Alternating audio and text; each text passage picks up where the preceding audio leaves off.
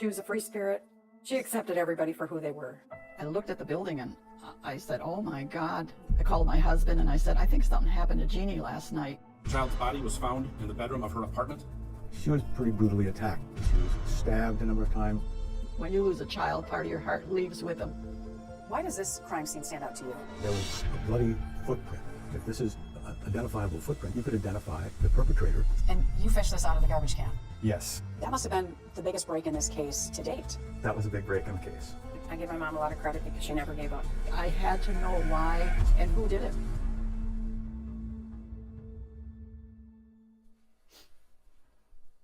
I'm glad that we have the memories we do. Did she have natural curly hair, Mom, or did Yep. you do the ringlets? No, she had natural Just curly like I hair. did? Yeah. This picture here, too, is pretty precious of her pouting. She enjoyed riding motorcycle. You can see they were happy. I know that we're. They were happy. Her and Art were happy. Thing is that something that happened to her when she was real small with Grandpa did something to her outside, and after that it was like she lost her spirit. Her father, he didn't want a girl. He wanted just the boy.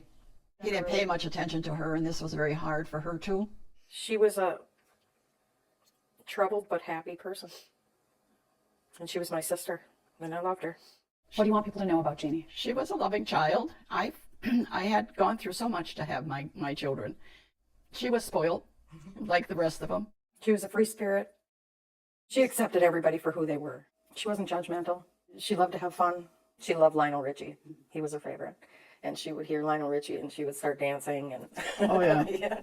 She loved to dance, and she would dance and sing. And you'd always hear her snapping her fingers and dancing around. She loved people. She was super good with old people. She loved kids. And then when she couldn't have any, that was, I Devastating. think that really just took her off into plenty of wrong directions. You know, I had lost so much of her during the time she was, after 13 years old. It was very hard. Can you tell me about those times, about when she used to run away? Oh God, I would go to bed at night and I would just cry. I went into some pretty dark places looking for my daughter, wanting her to come home and stay home. She was in some pretty bad places. Running with the wrong crowd. I just didn't know what to do. And I tried going counseling with her, but that didn't work because she wouldn't show up. There were times that she called me in the middle of the night crying, and she was captured, as far as I'm concerned, because of drugs and these people that had her on the drugs. Then I had lost Cindy's father too at that time. My husband was 21 years old when he got murdered. And it was a very, very difficult road. Without the Lord, I would have never made it. I got a lot of letters. She would write me letters, and I still have them to this day. What did they say? Cindy, you're growing up so fast. Sometimes I wish I could have been there to watch you grow. But my thoughts are always with you, and don't ever forget it. I hope that you have the best of everything in life, because you deserve it.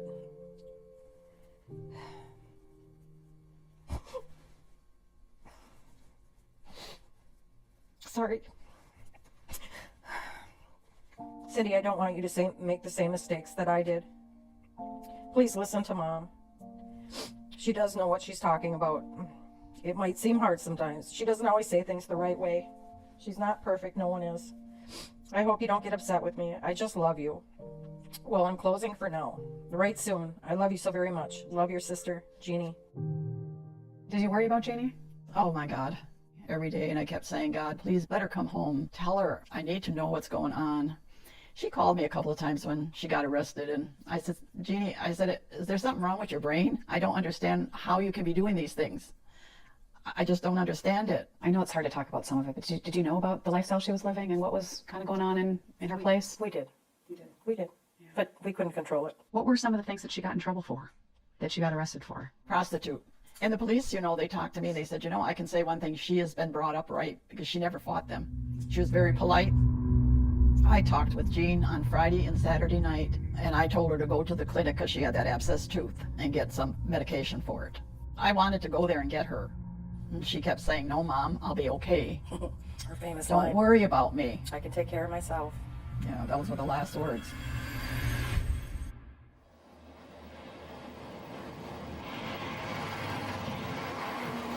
Child's body was found in the bedroom of her apartment on June 13th, 1993. Childs had injuries that the medical examiner determined led to her death.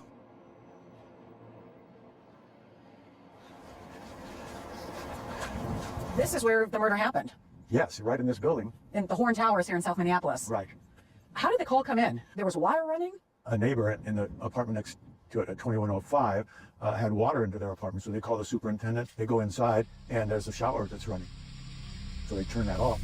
And then, my gosh, they discover this body, Jeanie Childs, on the floor, and that's what started the whole event. I was doing hospice at the time, and the lady decided she wanted a television on.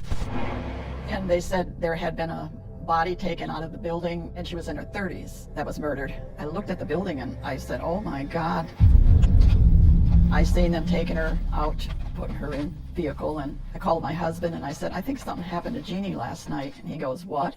I said, I think something happened to Jeanie. And he said, well, call the mortuary and talk with them and see whether they brought a body in, who it was. The gentleman on the phone said, are you all alone? And I said, well, I'm in a client's home right now, taking care of her. He said, well, I think you better get somebody with you. He said, well, what is your daughter's name? And I said, Jeanie Childs. And he says, I'm sorry, ma'am, but that was your daughter. That's how you found out. That's how I found out. And I started to scream. How would you describe the crime scene? It was a scene that had, a lot of blood distributed. There was some movement around and pretty brutal. What did you make of what you saw? This clearly was a large amount of blood. And then when I saw her body, and she was completely nude, but had white socks on that were bloody, but she was pretty brutally attacked. I mean, she was stabbed a number of times and incised wounds, and nearly, 60 to 65 later on, the autopsy revealed. What were you able to tell may have taken place during that assault? That was why we were brought there, and I had a lot of experience in bloodstain patterns to try to answer exactly what you're asking. Can you tell from the deposition of the blood where it is, how much is there, where it's located? Can you tell anything that occurred during this assault and homicide? And the answer is yes, I could. One of the key things was on the bed, a pillow that was completely covered with smeared blood, and blood that was there that actually soaked through the comforter, onto the sheets, through the sheets, and into the mattress. And so it's clear from that Jeanie Childs was on that bed after she was injured greatly and bled a lot on that bed. That was a major discovery. I know that my daughter was crying for me. I know she was. That hurts the most. I wanted to be there. I think every mother does. That'll never leave me. You try to protect them no matter how old they are. I can't ever forget that, because I wasn't there and I know she was calling for me. Then over by the bathroom, there was what we call impact spatter on the walls. We can tell by looking at the size and shapes of the stains where those stains came from. She was standing when she was assaulted in that area. We can get these sort of snapshots of where these things happened. She was standing and was attacked. She was on the bed, bleeding heavily. She was in the bathroom, moving around. Exactly how that happened or which one happened first or second, I can't positively say. I wanted to go and see her and they wouldn't let me. And I didn't see her till the day that we had the funeral. And she didn't even look herself. She was so cut up. I got a black dress with long sleeves and gloves on her hands, because I assumed when she was trying to stop him, he was also stabbing her in the hands. What makes you kill someone and afterwards cut their stomach open to the point where your intestines are showing after a person's dead? You got to be really angry. The person or suspect we're looking for could possibly have been injured bad enough to seek medical attention. And so we're hoping somebody hurt in the arms, hands area, maybe even the chest and face. But we do believe that he did sustain injuries. You're looking for evidence. It turns out she was a prostitute. There could be sexual activity, and if there was any semen present from the perpetrator or other people, whatever, that would be of significance. So we took this blue towel and washcloth from the bathroom, a lot of clothing and bedding that potentially could be tested for semen. And in fact it was, and they did find semen. We never found a murder weapon, but there was, there's a knife here. But is that the murder weapon? I looked over there. There was no indication that there was any blood on it or that it was disheveled. It looked like just dirty dishes. So that knife wasn't taken. It was not taken. Why does this crime scene stand out to you? There was a bloody footprint. We're not talking shoe print, footprint. In other words, a bare foot had come in contact with her blood, so after she's been injured, and then placed on the floor left actual identifiable footprints. When I saw that, I mean, that's significant because clearly it wasn't coming from her. She had socks on. And if this is identifiable footprint, just like fingerprints, you could identify what would appear to be the perpetrator. What was that like discovering that bloody footprint? Felt like an aha, my gosh, that could be incredible. I wanted our fingerprint expert and photographer to make sure he could photograph those, try to develop them a little bit more with some chemicals, and he took lifts of it. I wanted an experienced fingerprint person to really make sure we didn't lose what the potential value was in them. The day of the crime, you were thinking whoever left these bloody footprints could be the killer. Yeah, I write it in the report. The perpetrator is the most likely person to have left the bloody footprints found at the scene. And what is that date on the report? September 17th, 1993. It was just a few months after I wrote. And that's my opinion. It still is. And in fact, for a year or two, a number of suspects were developed, and they took their footprints, and they didn't match. So that was a good thing. In other words, a lot of people think the only thing you're looking for is to convict people, but no, you could eliminate people. One of the people that was looked at was Jeannie's boyfriend, Art. As always, you look at who's close to that person, and so her boyfriend was looked at initially in the investigation. She was happy with Art. Art was a pretty good guy. He always treated her good when he came to the home with her, and he was always very polite, and he was at the funeral. There was this hairs that were taken. What do you make of the hair that was on her hand? Evidently, it turned out to be hairs that corresponded to the actual owner of the apartment. Her boyfriend. Well, yeah, if that was her boyfriend. He was out of town and let her use the apartment, is what I was told. Yeah, is he a suspect? Of course he was a suspect. And of course, my son said, well, he probably did it, Mom, and why are you talking to him? And I said, no, he did not do it. You didn't think he was responsible? No. Why not? No. What made you clear him? Because I didn't get that vibe that he was that type of a person. How did his hairs get on there? Well, he lived there, of course, so to me, that's a reason that was probably there. And in fact, that was one of the first people that was tested, and his foot was completely different than the bloody footprint that was found there. He had a solid alibi that he was in Milwaukee, he was with a friend, and he had others that could back that up. And his footprint didn't match? And his footprint didn't match. Investigators would develop other suspects, interview people who lived here at the Horn Towers. They'd collect DNA, talk with clients, including one Jeanie Childs apparently called Fatal Attraction. According to reports, he volunteered to give his footprints. They questioned a woman who said she saw Jeanie with a case of beer with a tall, slender man wearing a trench coat the day she was killed, with him running away from the building later. None of the leads panned out, and the case went cold. This is my last message to Jeanie. It was done on 3/19/94. Without you here, my days are gray. I miss seeing you and talking to you. My emptiness will never go away since you were taken that fatal day. I have so many questions. They all begin with why, especially for the name of the man who chose for you to die.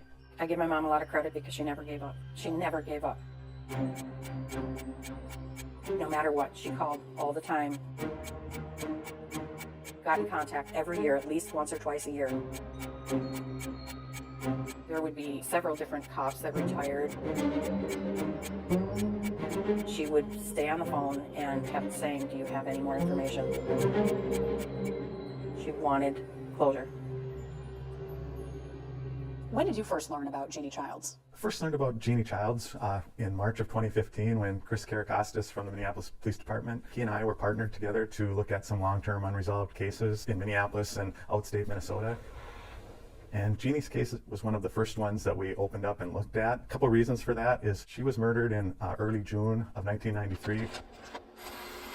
Statistically, there was a lot of murders occurring in Minneapolis at that time, particularly of women and women who may have been in the sex trade industry. Police don't know why this year the killings are coming at a record pace. That's hard to figure. Last year we went a couple months where we only had one.